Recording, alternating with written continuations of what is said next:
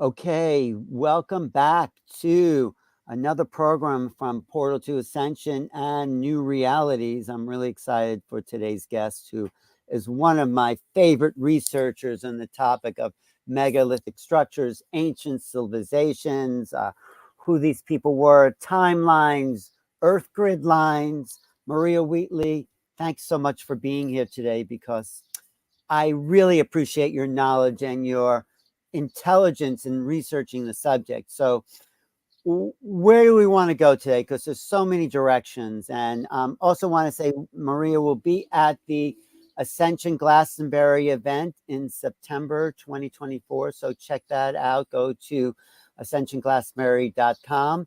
But Maria, thanks for being here. And we're talking before about the ancient structures, and you're saying Stonehenge is, of course, much older than anything we can imagine or thought. And I guess that includes Avebury circles, the circles themselves. My theory is that they could be the mountaintops of Atlantis, that old. What's your theory about these old megalithic structures? Well, when we look to one in particular, and that's Silbury Hill, which is the largest man-made mound in northwest Europe, that lies at the heart of the Avebury-Henge megalithic stone complex. When the archaeologists excavated the old surface level, they found artifacts dating back 12,000 years. Okay, so the average timeline for Silbury is 2480 BC, but we've got direct evidence of an inner chamber in that mound, as well as it being possibly 12,000 years old. So yes, I think they are much, much older. Well, do you think it's the largest man-made hill? What I get is that the Tor in Glastonbury looks very much like a man-made hill, because it just kind of rises out of nowhere. There's that kind of tower at the top. What do you think about the Tor? The Tor is the reason why there's just one tower at the top is because in 1275 there was an earthquake that tumbled all of the chapels and churches along the St. Michael ley line. So clearly that ley is linked to a fault line. So that's why there's just a tower there today. It is sculptured around the outside to have a spiral walkway that used to be able to spiral as you walked around Glastonbury Tor, and that's the same as Silbury Hill. They had these spiral walkways that are quite powerful to walk in that manner. But do you think it's a man-made structure, the Tor Hill? I think it's a natural structure that has been sculptured by ancient man to look different. When the soil samples were taken at the bottom, it didn't show activity of being made by man. It showed that it had been sculptured. So in the distant past, long, long before Christianity, that was a place of pilgrimage. Okay, then let's get to the core of this. Who were these people? What did they really want to accomplish with these structures? I mean, they obviously had a science of sorts, if we'd call it science, but talk about that research you've done, because that's very exciting. Yes, what I discovered in my research was the people of the past, the people that constructed Stonehenge in its various stages. You see, when we look at places like Stonehenge and Avebury, they took 1,000 years to complete. This was a huge megalithic project. And what I noticed in the long barrows, if you imagine a long barrow can be a large, long, like tube-like area of earth, and it contains megalithic chambers in the Avebury environs and timber chambers that you could enter. They were used for shrine purposes, ritual purposes, healing purposes, and later bones were deposited in them. They're the long barrows. Within the long barrows, I found long-skulled people were placed in them that had elongated skulls. Intriguingly, in the round barrows that came about 1,000 years later after Stonehenge, they had round skulls in them. So the long barrows contained long-skulled people, the round barrows of the Bronze Age contained round skulls is an actual fact. So they had these extended skulls. And when I visited one, Alan, at Cambridge University, I decided to just feel my way through the skull with my hand. And when it came to the chakras, they still felt active. And the the big extended skull at the side felt like it had 2 crown chakra points. So maybe these people had a different experience of the ancient sites. Why do I say that? Their ear placements were set further back, making them have a fey, almost pixie-like appearance. They were quite short. The femur bones show the women were 4'9" and the men about 5'4", but they were exceptionally strong as well. But they had different inner ear bone structures than what we have. When I showed a report to a London doctor that works in A&E, she's a real angel working in London there, what she said to me, this cannot be correct. And I said, well, it's in report after report. And I said, let's go down the road that it is correct. And she said they would have heard very different frequencies. So I think they could hear the frequencies of lays. And in my experiments with megalithic energy, I was the only dowser and researcher in the UK to prove that megaliths have energy bands going along them. And one of the frequencies of that energy being emitted by a standing stone is 18 hertz. We hear at 20. What if the long-skulled people could hear the frequencies coming from stones at 18 hertz? Wait, so a standing stone actually emits a sound, you're saying, but we're not hearing it because we're not hearing it. It's electromagnetic energy. If you imagine a standing stone has 5 above ground energy bands that wrap around the stone, and there's 2 below. I've always equated them to the chakras, like megalithic chakras. Band number 3 going up these stones, so to speak, that emits electromagnetic signal and a Hertzian sound frequency called infrasound. Some people can't hear infrasound, and you can't hear ultrasound. Bats can hear ultrasound, for example. So I think their experiences of places like Avebury and Stonehenge were through sound as well as sight. So when they were standing in the Avebury Circle or in Stonehenge, they were hearing like a concert of sorts, a musical symphony. Absolutely, absolutely. They were hearing the sounds emitted by the standing stones. And the other frequencies that come out of earth energies, for example, are a very healing Hertzian frequency. So, for example, at the esoteric center, that's not the geometric center of a stone circle, it's always off. If you look to how the standing stones in the central features of Avebury are placed, like the altar stone placed at Stonehenge, they never mark the geometric center because they're marking the esoteric center. And beneath that is a massive spiral energy pattern called a geospiral. It's the harmonic surface energy pattern of very deep water, very, very deep water, independent of rainfall and generated by the body within the earth. That's an esoteric water divining, what you look for. And that gives off a very healing frequency of around 7 to 10 hertz that can put your brain into alpha mode. It will relax you.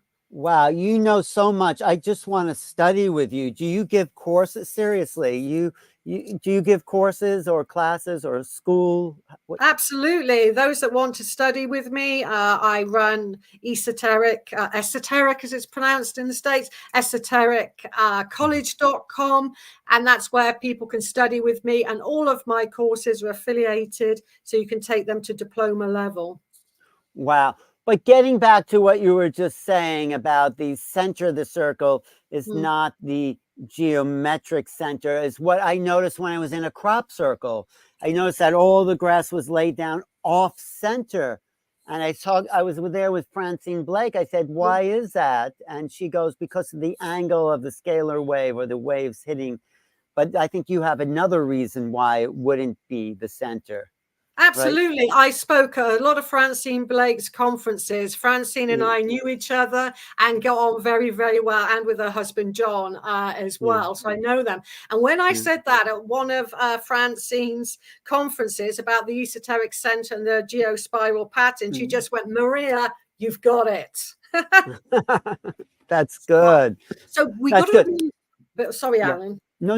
We'll go ahead. No, please say what we're saying. I was going to say that this geospiral energy pattern often marks very deep aquifers, and a lot of the crop circles are placed above these aquifer patterns. And I will be speaking at the crop circle night of people being speaking about crop circles. I'm releasing for the first time my late father's Master Dowser collection of crop circles. Wow. What was that? What does that collection include? What? He said that in certain crop circles were designed in particular ways to have particular earth energies that later were also adapted into the practice of ancient Chinese feng shui. They have a very similar art of placement about them, and he went into detail about that, which I shall be discussing at a later date. Wow, that is fantastic. I really just love everything you're saying. So if we include crop circles and also the people you described that actually had a different physiology than today's humans, are we talking about extraterrestrials behind the crop circles and also these long barrow placements in the long barrows? I think we have to be very, very open-minded to who these people were, because there has been little ancient DNA evidence coming forth. Some people say that they have their genesis in Anatolia and places like Turkey, Göbekli Tepe. Other people say that they could be off planet. I'm a research author, so I go with the latest research and what is happening, and we simply don't know enough information about our distant past. So, but if we had DNA analysis of these ancient skulls, the long skulls in particular, we would see how human they were compared to today's human. Yeah. Absolutely, and that's what needs to be done. But when you're what I'm up against, Alan, is the archaeological community. Even though I photographed it at Cambridge, photographed them at Oxford, they're still in denial that they have long skulls, even though it's evident that they've got long skulls. Well, Brian Forrester's research in South America points to the long skulls too. So it's not just in the UK; it's everywhere that we can find it. Absolutely, Alan. I found them all across Europe, and Brian Forrester did the foreword for my book, The Secret History of Stonehenge. I've worked quite closely with Brian Forrester because he was delighted and supportive of my find of the elongated skulls in the UK. So do you think there was just possibly another race of humans that existed and maybe left the planet or were wiped out? Or what's your, most intelligent theory, even though it may be outside mainstream? Yeah, I think there's a possibility that they could be extraterrestrial. There is a strong possibility that they could be an ancient civilization. To be honest, I don't know that for sure. But what I do know is that around the time of an orthodox timeline of 2500 BC, there seemed to be a clash of interests around Stonehenge. What do I mean by a clash? The much, much taller beaker people. One was said at Stonehenge to be 13 feet tall. These very, very tall beaker culture people, as they're called by archaeologists, came in, and around the Stonehenge area, a lot of the long-skulled people were killed by the beaker culture. So there was a fight going on. There was some kind of battle between these two cultures, and they would have looked like giants compared to the elongated skulled people. And report after report said from 2100 BC that these tall people were tall, stout men. That's how they were described by antiquarians. So I think there was a battle for Stonehenge, and the elongated skulled people were found in some barrows to have been beheaded, to have been killed. And so they were killed at the hands of this very, very tall race. And who are those people, those tall race of people? I mean, why? I mean, where are they now? And how did, and there's just so many questions, but who Who were those Yeah, I people? know. Who were those people? Well, some of the DNA has been done on the tall people, and it seems to take us through to the Netherlands in one report. And some were on average 6'9", around 7 feet. Now, where are they now? That is such a good question, because we do know that around about 2480 BC, that all of the long-skulled DNA, wherever it came from, whoever they were, was eradicated and replaced by European DNA. So those very tall Europeans seem to have replaced the DNA. But here's the thing. Professor Ian Barnes noticed that round about that time scale of 2500 BC, these two cultures never mixed for 500 years. That's a long time to be around another culture and not integrating. But he said then there was a tipping point and they started intermarrying, is his hypothesis about the aDNA or ancient DNA analysis. Well, first of all, how do we know anything about these tall people, or even the long-skulled people? I mean, where's the history? I've never seen a written history of their existence. No, there isn't. I was the first person to document it in modern times. It had been spoken about 200 years ago, when the early archaeologists, we call them antiquarians, started to dig in the long barrows, from about 720, 1745. That's the date they started digging, sorry, just to be correct. And that's when they started documenting. They found long-skulled people. I read all of these ancient reports and thought, well, hang on, let me go and investigate it. Let me see if I can find them. And I did track down some of the skulls to Cambridge University. And I went and photographed them and proved a point that they do exist. Wow. So they were taken out of the long barrows and put in these museums at these universities, and then sort of forgotten until you've come along with your, that is what makes your research so fantastic. You're not just channeling in ancient wisdom, you're researching hardcore evidence there for documenting. So let's just think about then, if there's these two races, neither of which seem to exist right now, and they may have built, the giants may have built Stonehenge, or how far, what was the race then that built Stonehenge? I guess I'll ask that question. Yeah, again, that's a good question, because the elongated skulled people were here before the so-called beaker culture. That's their professional name by archaeologists, the beaker culture. They're tall people. But Stonehenge had already existed by then, but it wasn't the model of Stonehenge that you're used to seeing, okay? Because in my research, what I discovered was there were two altar stones. Every single report from 1725 says there's only one altar stone. But in the first ever dig at Stonehenge, which was on royal demand by King James I of England, he took his architect there, Inigo Jones, and his boyfriend. He was married to the Queen Anne of Denmark, but he had a lover who was the dashingly handsome Duke of Buckingham. And he took the Duke of Buckingham, and they dug at the center of Stonehenge and said they found two altar stones. And they even told us where they took it. The Duke of Buckingham's mother was a very strange occultist. She did a lot of ritual activity. In the meantime, James I is burning people for heresy and witchcraft. But he too was a practicing occultist. And in the documentation, they tell you where they've taken the second altar stone. We're taking it to St. James's Palace in London. It's documented. What was special about St. James's Palace? It was the royal residence before Buckingham Palace got built.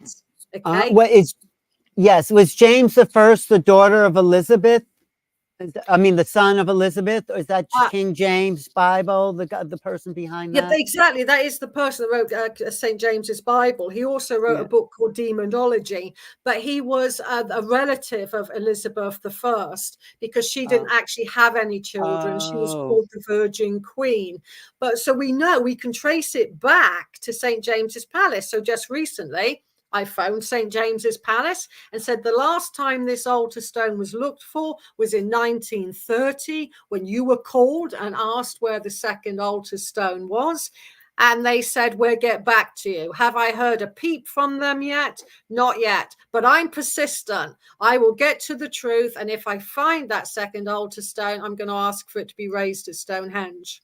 That would be amazing. But just to get back to James the First, he exists. So he took over the throne after Elizabeth, which Yeah. was the real peak of Renaissance England. Shakespeare and all the great Yes. art was, and so Shakespeare was still around, and so was John Dee at that point, wasn't he? Yes. Oh, yes. I W- mean, John Dee, he was famous for saying the first quote about ley lines and earth currents. He mhm. said in his book, Mathematical Preface, that there is immortal beams and lines that go through turf and hill, sod and dale. And it's those lines and currents, if you will, that give power in both your words and in your works. And that's what John Dee said about ley lines and earth currents. No, this opens up my whole interest in literature, though, too, because but I mean, I didn't know James was into demonology, and he helped translate the first English Bible from, I guess, Latin Yes, into what we speak. And it's a absolutely. beautiful, but it's beautiful, the poetry, that came through in those translations into English.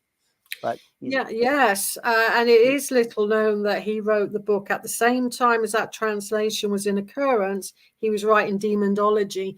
He had a fear of women and witchcraft, so it mm, fed into his anxiety. Because mm. James the First was a very strange character because his tongue was too big for his mouth, so he used to spit out food and drink. His legs wouldn't hold up his body weight that well, so he couldn't stand for long periods of time. He was a very strange character. But I don't think he actually wrote it. I think he had translators. Maybe Yeah. Shakespeare, whoever that was himself, translated or wrote the English poetry that is in a lot of the verses. Could be. Yes. Oh, But, absolutely. He had a big team working for him, and it's always been mm, alleged it could have been Shakespeare's contributions. right. But anyway, let's get back to ancient civilizations, because that's real. I was just in the Wayland Smithy last year. There was a that's a long barrel, but there was a crop circle behind it, and I thought that was interesting that there's association between these long barrows that still seem to have rituals take place in them, and these what they call modern temples in the wheat there. So, but what's the big picture here, really? What's going on? What does England, particularly, and these structures have to tell us about today's times? What is the message for us, you think? I think the message for us, I mean, even if we look at Wayland Smithy, it's associated with an earth current that is male and female. It's called a hermaphrodite current or a hermaphrodite line. And along Wayland Smithy, it pulses 8 times with energy coming out of the ground that can balance our chakra systems. Yeah, so if you Mm. walk it in a particular manner, same as Glastonbury Abbey, axis line, you will interact with these energy pulse points. I have taught architects how to dowse for advanced earth energies because the way I see it, for example, there's one global grid system, and it's always associated with early medieval churches and sacred sites, for instance. And the crossing point of that is said to be very associated with the planet Mercury. It can open up your throat chakra. It's where the priest would speak from the pulpit. The pulpit Mm. is always at the crossing point of the Mercury communication global grid system. So imagine that now placed into a hospital where you've got children that have autism or dyslexia. I think we can introduce earth energies to a modern generation. It was found by a doctor in the 1970s who surveyed 11,000 houses and noticed that if people slept above the Curry net or the Curry grid or underground groundwater, then they would eventually become ill, even to the point of cancer. So she called them cancer houses. That was Dr. Kathy Batchelor. So we know that earth energies can be good. We know they can be toxic. That's when they're called geopathic stress. And if we live in harmony with Gaia, we're going to live longer. We're going to live healthier, because it was also found in that report that even if you had acupuncture, alternative healing, orthodox healing at a hospital, you go back to sleeping above that particular energy zone and your body won't self-heal. So we could be saving a fortune on what we call the NHS here by applying the simple earth energy principles to our homes and hospitals. It was also found that if a woman was given birth in a hospital above the crossing point of this curry net, she would have a complicated birth. Okay. So how do we know where those geometric stress areas are? Do we just douse for it? Is that the best way? It's very, very easy to douse for. I mean, you just need one rod. You don't always need two rods, for example. I like using one rod myself. Yes. Yeah, absolutely. Absolutely. I'm in full agreement with you. Yeah. And then you would tune into the grid, and it's basically pointing in a particular direction. It's pointing northwest to southeast. So if you know where northwest and southeast is by using a compass in your bedroom, for example, you can see roughly where a grid system's going to come in. And it's we use metric over here, forgive me. The size of the grid is 3.5 meters by 3.5 meters. So you would just douse across to see if you have one of those lines coming into your house. So find southeast, walk that way, and tune into the curry net. And if there's a line in your room, it will go to the rod will go to found position. Wait, but I thought the geometric stresses were from underground streams, when two streams crossed instead of three streams. It was what the two streams created. No. Any underground stream doesn't have to be a crossing point of two. Three's terribly toxic. And what's in occurrence has been found since about 1989 is it's not the water that's causing the problem. It's the Hertzian frequency is too jarring that comes up through the water flowing through the fissure systems. I was brought up, Alan, as an esoteric water diviner, and ever since 1899, it's been known that water will create geopathic stress, whether it's one stream, two stream, three streams, it doesn't matter. So you have to douse for with these streams. What are you looking for with that? The Hertzian frequencies? Now, what you're looking for when you douse it is literally the width of the stream. So you're dousing to see how big the stream is, what direction it's flowing in. You work all of that out. But what's really, really chronic geopathic stress are two things with underground water. Where it crosses at a right angle, it produces an extended pattern around it. And also what's called an underground spring head. That's where there's a spring under the ground and it's generating far, far too much energy. People show signs of living above geopathic stress. They will grind their teeth in the night. They will wake up feeling fatigued, and they will have other symptoms besides, but they're the main two. So it's really good not to live above. The grid system is worse than the underground water. It's called the curry net. Wow. But even if you're 6 floors up or maybe 20 floors up, it still has that same effect. Really amazing. Yeah. Because it's right. The curry net is believed to be generated by the core magma inside the earth, and it's electromagnetic. So it's coming up out of the earth. Do you see what I mean? It's rising really, really high. And that was discovered in the 1950s by Dr. Manfred Curry, hence its name. So a doctor physician discovered that. Wow. This is so amazing. This is such a science that has been lost that you are bringing back into the world. And I know there's, I mean, we're just kind of piecemealing it all over the place, but I know underneath there's a structure to learning this science. So where would you start in understanding everything you're saying? There's many places like Avebury Henge that has numerous different types of earth energy, up to about 8 or 9 different types. Once somebody has learned how to dowse roughly about 8 or 9 different types of energies, then they can go and find them worldwide, whether it's in their home, in their loved one's home to protect their loved ones from geopathic stress, or the opposite, finding really positive healing earth energies. We've talked about geopathic stress, but you get particular male and female earth currents that are especially healing. You get spiral patterns that are especially healing. They're called habitation spirals. And all old manor houses, palaces, even if you go to China, the emperor's palace would always be built above habitation spirals because they allow you to live longer and healthier. So that's what you can look for. You can look for the positive or the negative, and hopefully combined the positive to outweigh. And that's what I mean. We can take this science, we can take this information and apply it to our everyday lives, our hospitals, our schools.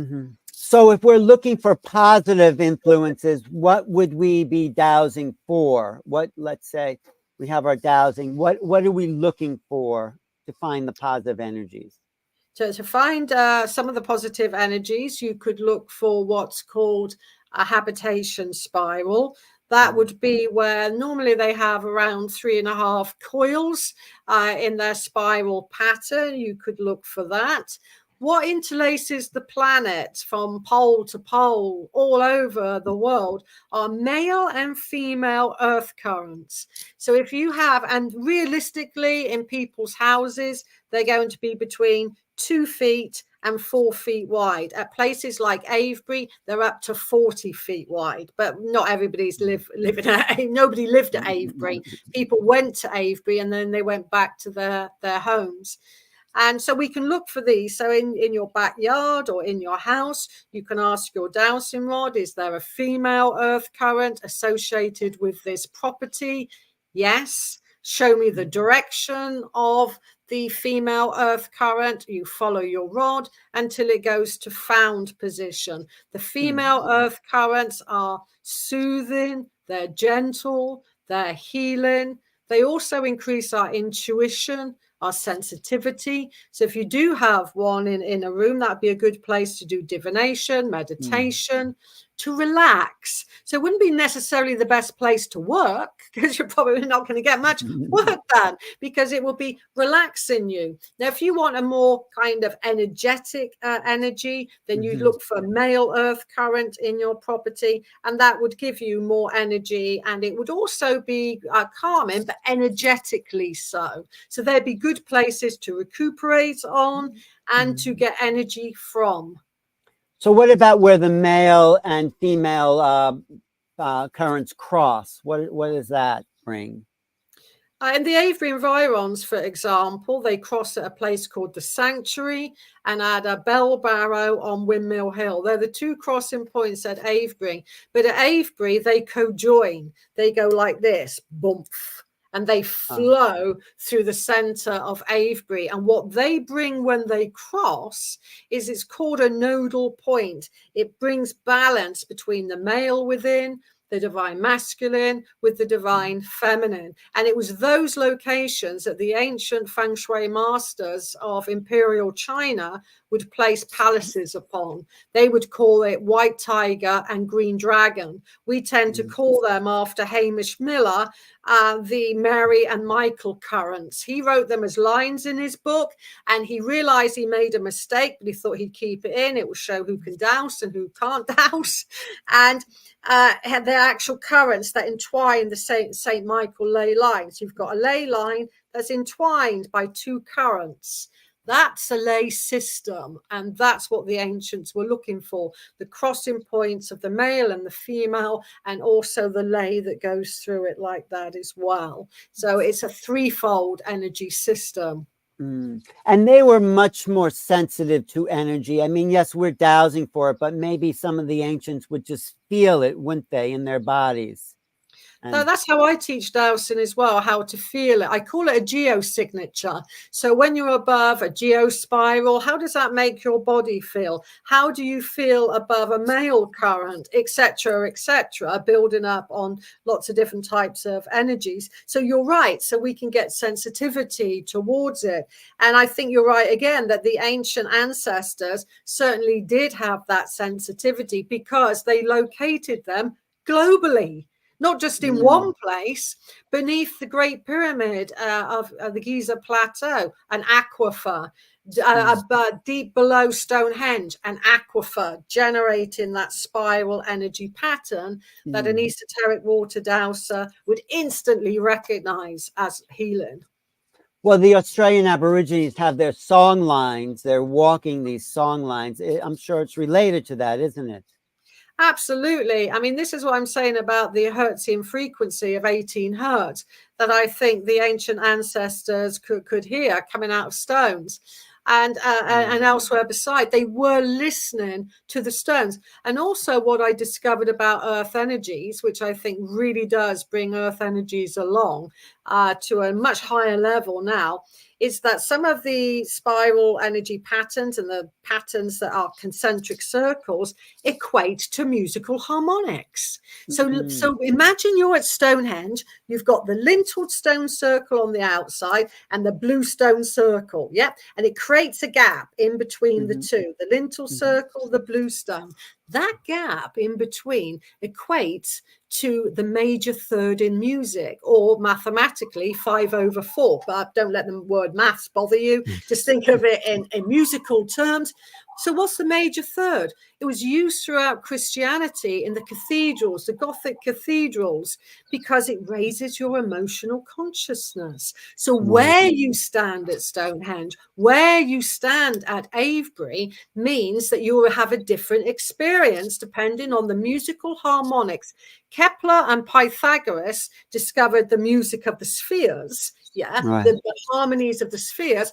Well, Maria discovered the music of Gaia coming out of the ground. And it's the same principle as what Pythagoras did. I thought, as above and so below. I'm not a mathematician. I'm not pretending to be a mathematician. So I got a mathematician to look at my earth energy patterns, and he said, they're music. And so I said, I knew there was something going on. So let's say now that you're stood at the center of Avebury. You're above one of the most healing earth energy musical symbols called the perfect fifth. It allows all energy to flow. In fact, Fabian Marman, he changed tuning acupuncture needles for tuning fork sounds. He noticed that perfect fifth allows all energy to flow harmoniously. So now imagine you're at the center of Avebury by the obelisk stone. All your energy, all your blood, your lymph system, everything is flowing in harmony to the perfect fifth in musical terms. I was just in Avebury. So where is that stone? Because you walk down the avenue, if you start from the far road, and you're walking down, and you come into this circle, and there's a ditch around there. Where's that stone you're talking about in the Avebury circle? Okay, go walk across the ditch, go in between the devil's chair and that big other stone. Where's the devil's chair? I mean, it's as you're coming in from the avenue, it's the two very largest stones. One's called the devil's chair. It has a ledge to sit on. I discovered an astronomical alignment there. And you carry on literally, and you'll see a large marker stone that was put there in the 1930s to represent where the tallest stone at Avebury once stood. It's called the obelisk stone by William Stukeley, and that's where you have that musical harmonic. But I discovered some very rare and powerful lunar alignments at Stonehenge that are at Stonehenge and Avebury, but especially at Avebury. And I even photographed it because it only happens every 18.61 years, and it's the night of the high moon. And the particular stones at Avebury align to the moon's most northerly moonrise. Like I said, it only happens every 18.61 years. And I'm proud that I discovered that at Avebury as well. Well, I'm proud of you too for doing all this great work. And no, seriously, you are excavating the past science. This is technology you're talking about. They didn't have these little machines. They had these technologies that were put in place. So these people weren't living in caves. They weren't cavemen. Who were these people that created this fantastic stone technology? Absolutely. I mean, no, they were not living in caves. They were living in sophisticated houses that have been found at Durrington walls. But I really get annoyed when I look, Alan, at how English heritage depicts the ancient ancestors. Normally half naked with disheveled hair and normally wearing animal skins. So I decided to look into the fabric content of the distant past. What were the priestesses wearing and the priests at Stonehenge? And I looked at every single barrow excavation and a story built up. The priesthood wore very finely woven clothing from nettles, which produces a silky sheer finish, like wearing silk. Then they had these massive breast amber plates. Yeah, that they wore here. They had gold trestles in their hair. They wore elaborate jewelry. They were carrying incense pods, you know, like in a Catholic church, they waft the incense with a censer. They had those, and they've recently been analyzed, and they contained opiates. So they were in an altered state of consciousness. They were glamorous looking. They were beautiful looking, and yet they portray them as having disheveled hair. I mean, they had combs in the round barrow. So I build up a different picture in my books and saying this is what the priesthood wore, and this is what they look like. This is what the kings wore, and it's all archaeologically correct. I could tell you the number in the British Museum that it has, you know.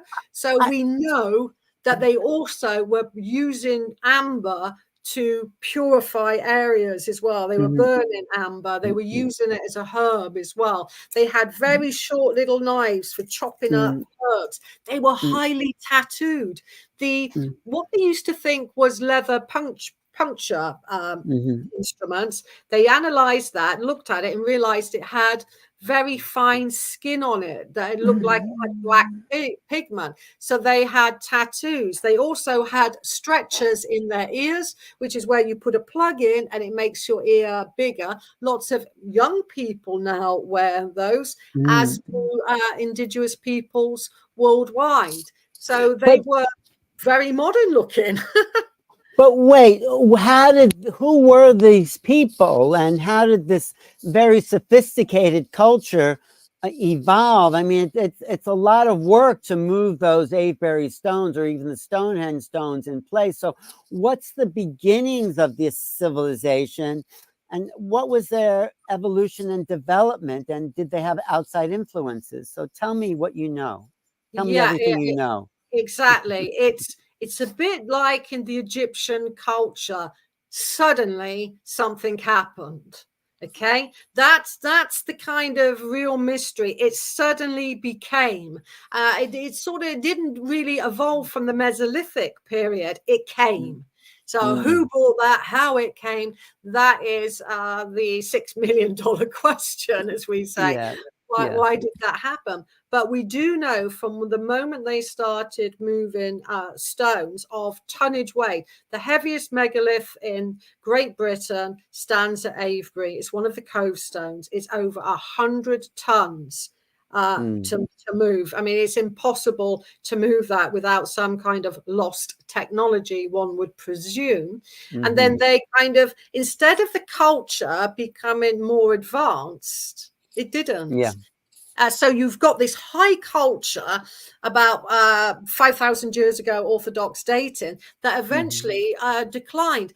The archaeologists have always said, why is Stonehenge being tinkered with? Why did they move the blue stones around? They didn't move the big stones, too heavy, but they moved the smaller blue stones. And that's because when the tall people came, they wanted to make Stonehenge theirs. They uprooted some stones and they redesigned Stonehenge. I've mentioned my hypothesis to some archaeologists, and they're already in agreement with me, Alan.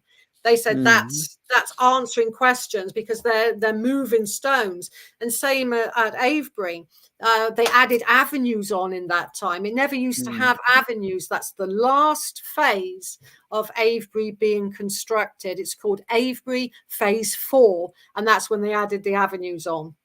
Oh, but you're an intuitive and a psychic and an empath.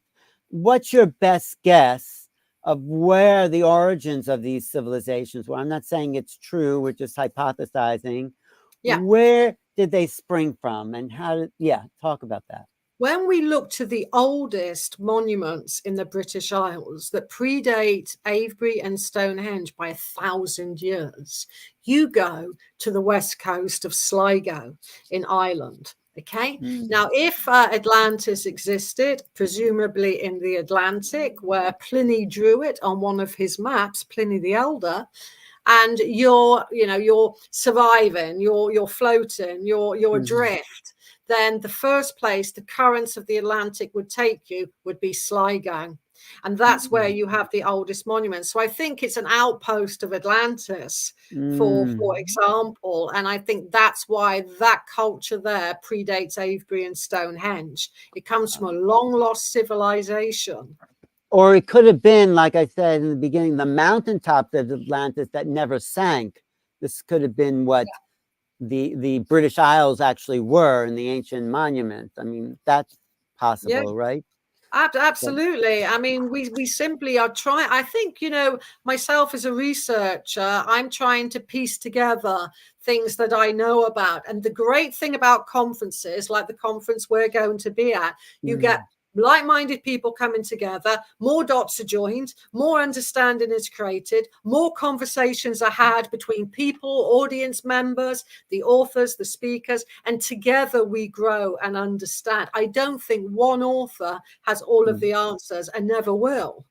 I agree. I totally agree. So talk about what you're going to be speaking on at the Glastonbury Portal to Ascension Conference. It's happening in September 2024. So tell us what you're going to inform us with.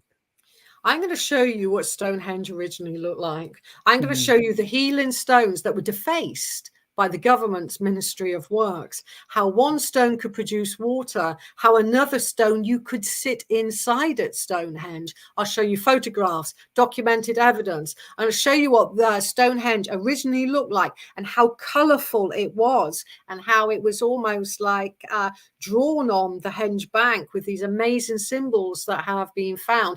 I'm going to show you the earth energies beneath the ground, because at ancient sites, it's not what you see, it's what you can't see below the ground. And I'm going to take you from ley lines to earth currents and the energy patterns we've mentioned now. And I'm also going to show you two types of megalithic energy that the Stonehenge stones released, and I'm going to show you proof of that as well. So I'm going to take you around ancient sites from the Egyptian pyramids to Stonehenge. You're going to go on a megalithic odyssey looking into the mysteries of the past. Wow, Maria, you're fantastic. Do you have a film out? Do you have like a Netflix series? You should. You should. Well, I am in negotiation of, at the moment, with doing something. I was just talking to a film crew today, but we'll have to see. I always wait in hope. But the thing is, we come together at conferences. It's so important to give the exchange of energy and to be there as part of the audience. And I look forward to all of the participants. Come and say hi to me, and I love to meet you all there. And take Maria's courses. What's your website again? Your website? It's esotericcollege.com. Right. You know, what you're saying is more fantastic than what Graham Hancock said in his Ancient Apocalypse. Did you see that series on well, Yes. he didn't have a really cohesive connection to all these different places, I felt. Yes, there was some kind of deluge, but I think you have a bigger picture here of the ancient past than what Hancock does. Yeah, because what I draw upon is wisdom that goes back hundreds of years. I'm in a fortunate position. I inherited, my late father was a master dowser. I inherited all of his work, a master dowser before him, a master dowser before that. I have a legacy archive on earth energies that goes back to 1899. you know. Mm, So I can see wow. Stonehenge where pre-war, the monuments that were lost. I can show you these landscapes like no other because I not only did I get brought up with it, it's my passion. It is my Mm, true passion to find out about the people of the past. And I believe that the ancestors communicate with me. They've helped me out so many mm. times, Alan, by putting me in the right place when I've asked and to have been around me that I came in a way their voice. Yes, you are their voice. You know, there's so much to talk to you about, but one question I have is the white horses I saw in Oxshire and Wiltshire. What was the purpose of that? And they're still kept up. They're still popped out of those mountains. So what's going on with the white horses? The White Horse of Oxfordshire, the Uffington White Horse, Mhm. is intriguing because it can only be seen fully from the air. Okay, that's the first Ah, anomaly about the white horse. Okay, you could go to any angle in the landscape and you're only going to see a bit of it. So, whoever mm, designed the white horse was meant to be seen from the air. So, mm. that's an anomaly. It is scoured, it's called scoured, meaning it's recut every 7 years. The Oh, first white horse looked very feline, mm, cat-like, and that was documented. So it's changed its shape mm, slightly. So it started off as a feline. Some people think it's more of a dragon, and mm, others thinks it's a stylized horse.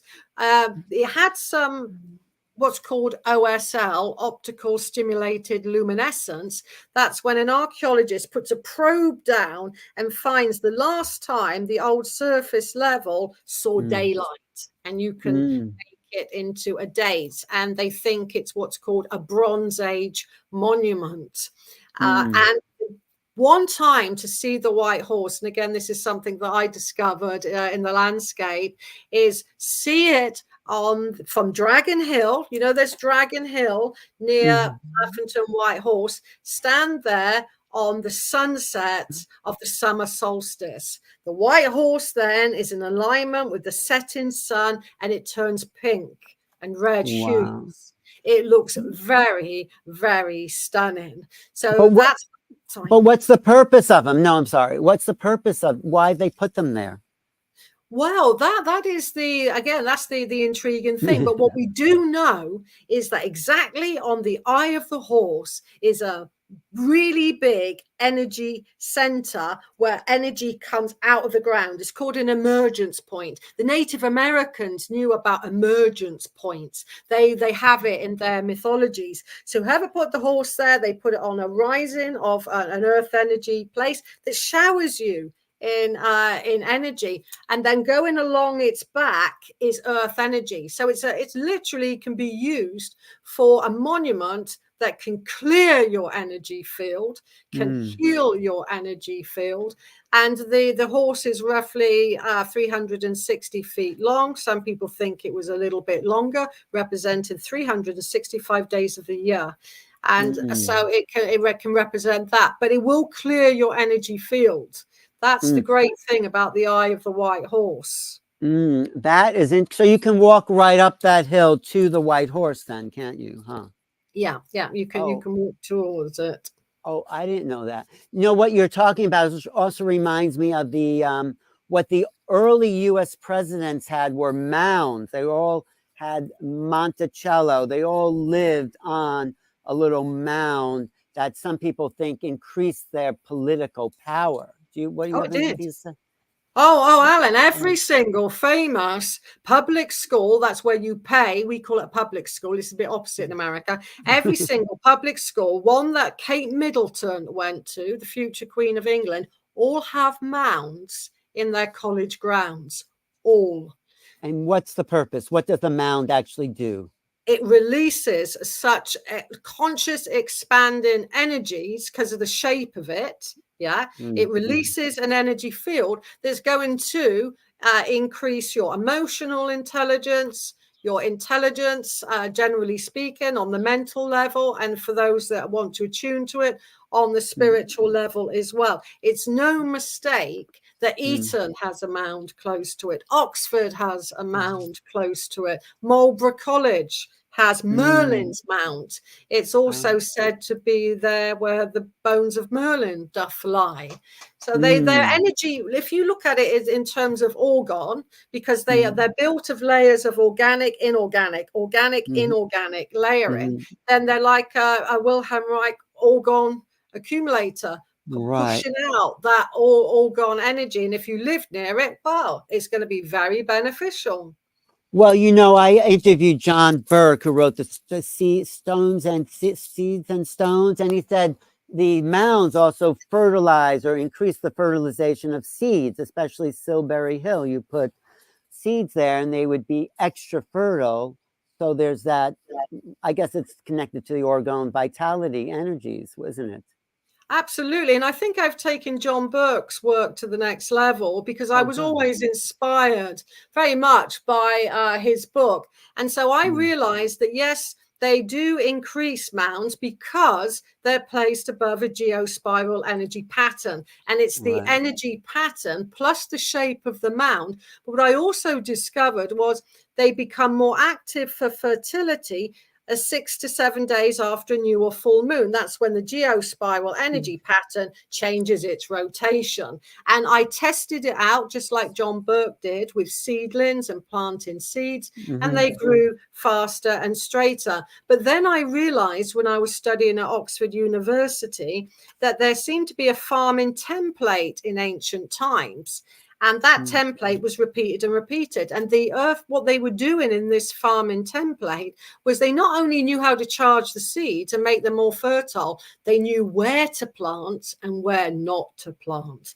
And they made these amazing farm areas. And I've tested the size of wheat grown on these energy points. And I might even have a farm in Vermont that is going to sponsor me on a really big trial within the next 2 years of my farming methods, because I believe if people followed what they were doing in England in ancient times, it was said by the Greeks, the English produced 2 harvests a year.